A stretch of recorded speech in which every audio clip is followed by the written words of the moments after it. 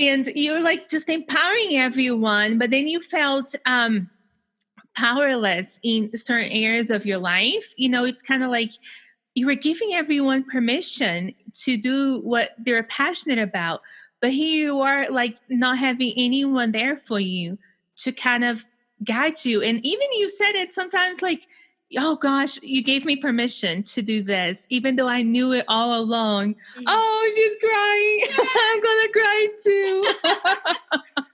And that was one of the things too that you had mentioned in one of your posts recently, talking about our friendship, how in that very first call, without us not even knowing each other, I cried, because you described it perfectly.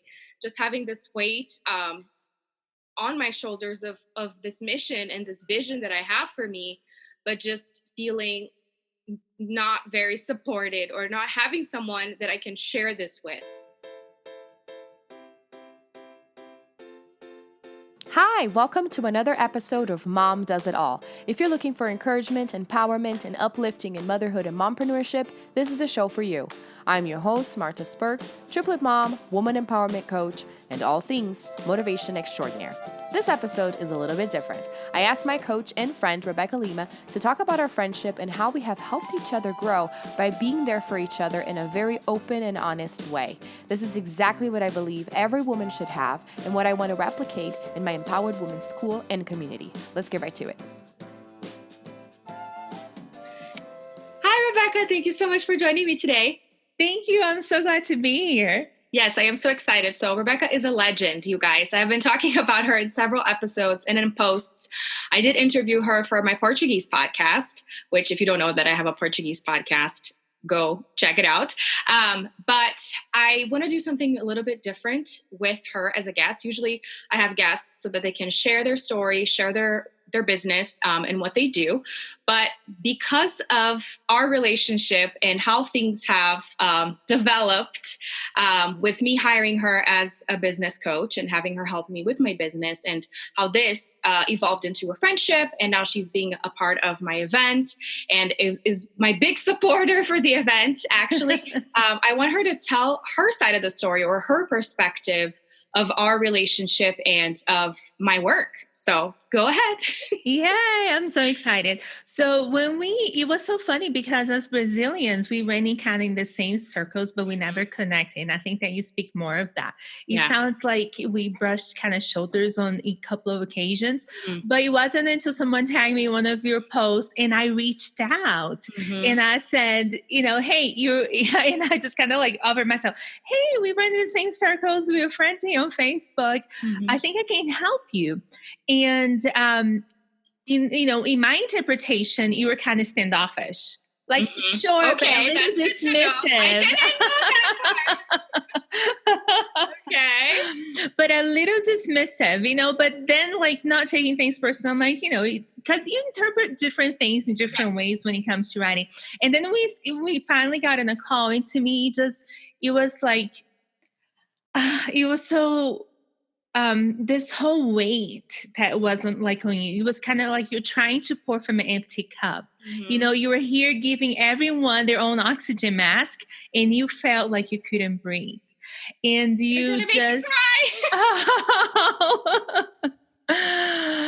and you're like just empowering everyone, but then you felt powerless in certain areas of your life. It's kind of like you were giving everyone permission to do what they're passionate about, but here you are like not having anyone there for you to kind of guide you. And even you said it sometimes like, oh gosh, you gave me permission to do this, even though I knew it all along.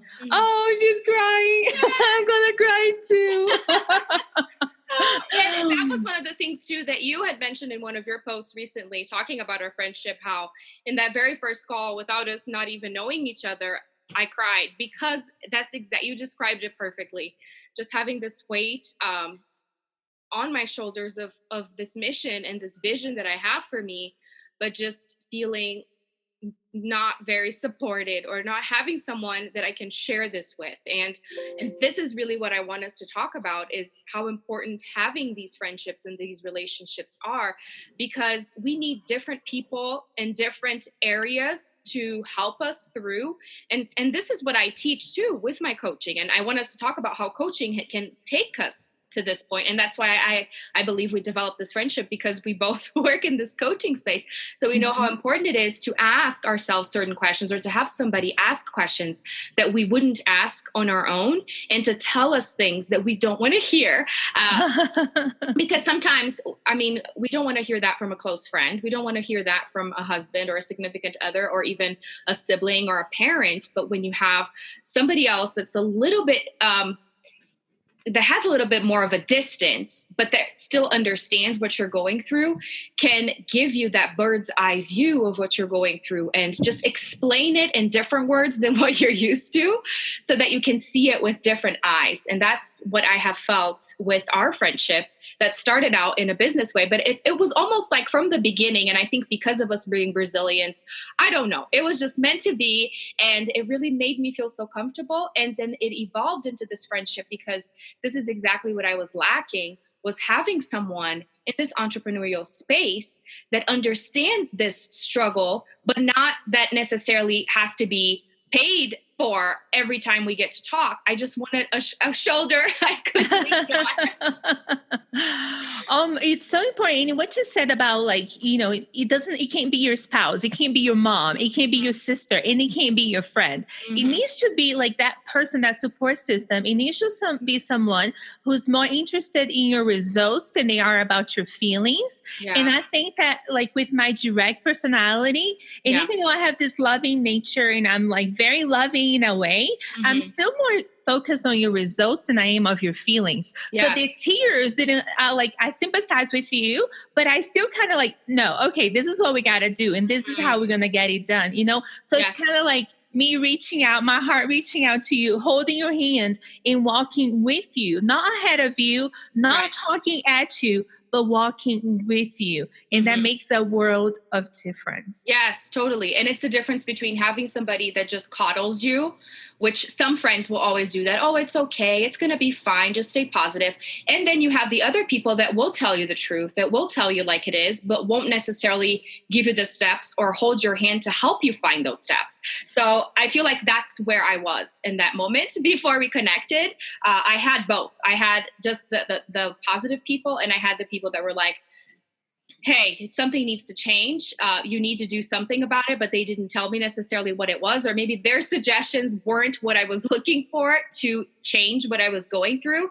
And then finding you was really, and not only finding you, it was what I've been talking a lot about lately, was putting my ego aside, because yes, I was a little bit dismissing because of my past, and that now, the other people that I have worked with, and coming from network marketing and all the trauma that I went through. And now another thing that I have been realizing lately, just plain animosity towards other women, and having this superiority complex that I have identified and that I've been slowly talking about. And now it's like, I have no problem coming out and saying, I have always looked for faults in other women to see how I am superior. This is something that I have done. And I know there are several women out there that do the opposite. They always look at women and find things that are better so that they can put themselves down.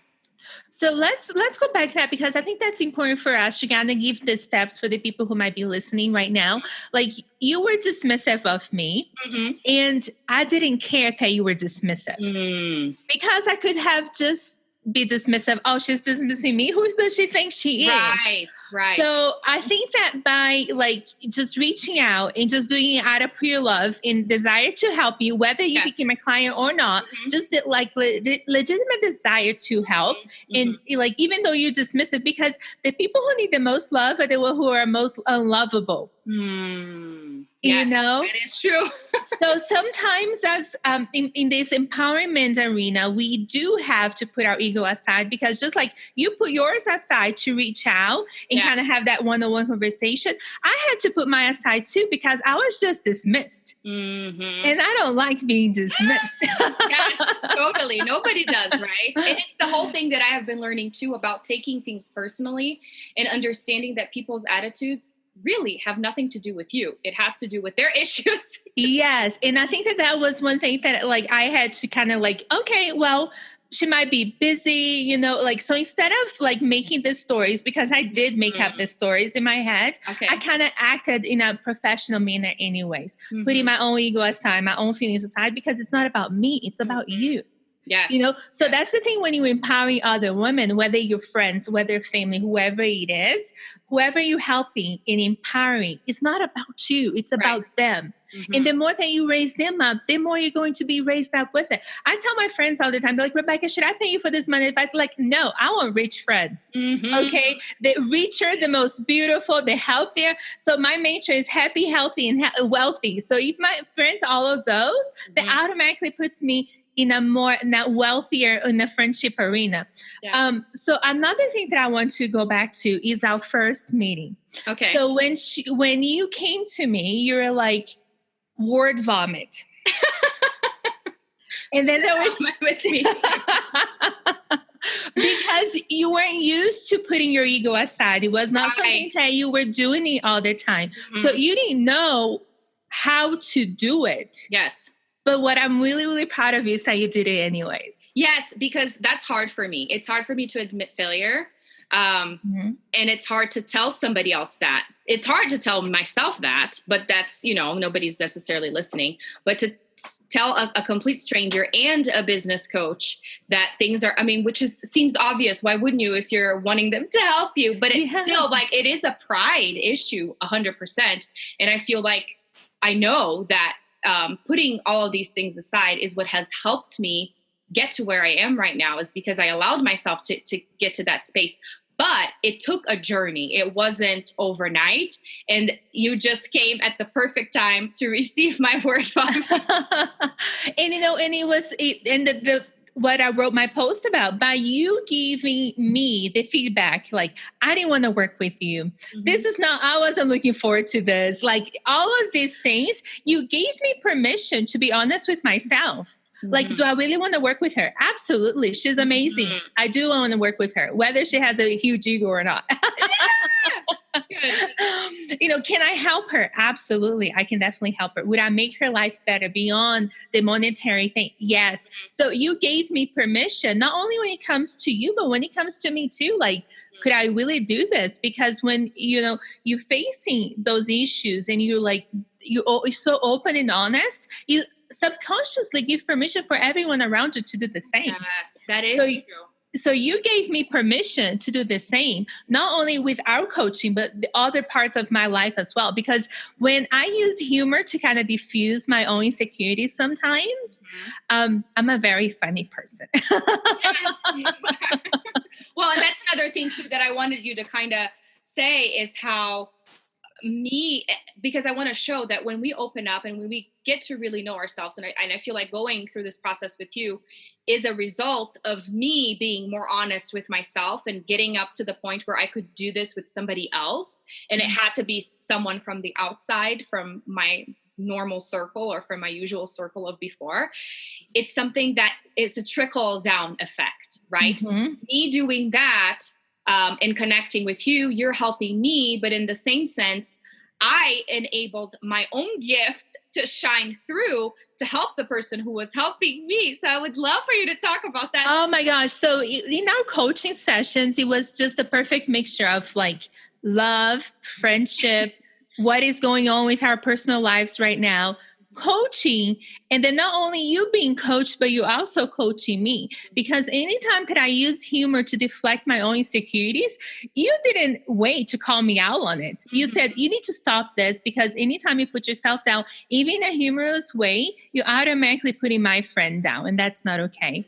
So what you said really resonated with me. And anytime I'm using like humor to like put myself down in a way to make other people feel better, because that's one thing that throughout coaching I realized about me is that I put myself down to connect as a way of connecting with other people, because a lot of people have that animosity towards me. They don't want to connect with me because they, their own thing, and they're not like you. So in my way of like making myself more accessible to them, I put myself down in a humorous way. And I feel like the honesty in our friendship is something that I really value, because I have a hard time being honest and even saying the things to you that I have been saying. But again, because you allowed me, Yeah. we both allowed each other to really be really honest with each other. And that's hard in relationships, because you don't want to hurt people's feelings. You don't want them to be so offended that they don't want to be your friend anymore. Because I have several issues with friends that, you know, in some ways they feel offended by the things that you do or say, or they start creating the stories. And that was one of the things that even in the calls that we had that were coaching calls, you would look at me in the Zoom call and be like, what's that puzzled look? What's going on in your head? And it's like, you usually don't ask these kinds of things to some people because it's uncomfortable, because you don't want to put them on the spot and you don't want to feel awkward either. But these are the types of things that make a relationship strong, is being able to say what's on your mind, right? Yes. And uncensored, even if you have to word vomit, even if you have to just let the tears and the laugh and everything, just like sometimes you do need to empty yourself so you can have this new fresh energy to come along. And it's so important. And as women, I feel like we don't take time to get to know ourselves, and we kind of need someone like you to guide us of self-awareness, to guide us into that self-respect, self-confidence, and self-love, and everything that you stand for. And what's amazing is that you never had a problem. You know exactly where you're going. Like, you didn't need me in your life to tell you, like, you knew what you're going to do. You just didn't necessarily have the tools to get there. So the destination wasn't a question. It was like, this is where I'm going. I just need you to walk me through these little steps. So you didn't have a problem with the big picture. But the little steps sometimes becomes overwhelming. And I think that's what, and sometimes because we don't have that self-awareness and we don't stop to give ourselves the time. We are focused on what everybody else is doing. Right, just copying. And we just start reflecting their expectation of us into ourselves. And then we do those things and we're unhappy, we're unfulfilled, and then we're broke. Yes, exactly. All the negative things, because we get so consumed by looking outside, right? That's really the mistake, is that we look outward so much instead of looking inwards to figure out what our destination is and what the steps are. And that's the tricky part.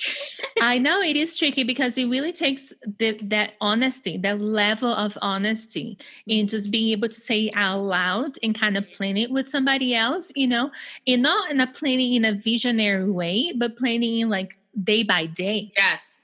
We don't have problems with our long-term vision, but the day by day is what, especially you, like dealing with triplets, dealing with marriage, dealing with health and not being very healthy, leading, with the friendships with the people around us and what they're saying and their expectations. So we have this mountain of emotional weight on us, and we have to figure out, and I think that's where the step that was so important to you, because you had all this emotional weight, and through all that, you were empowering all these other women. Yes. And there was no time left in the day to empower yourself. Yeah.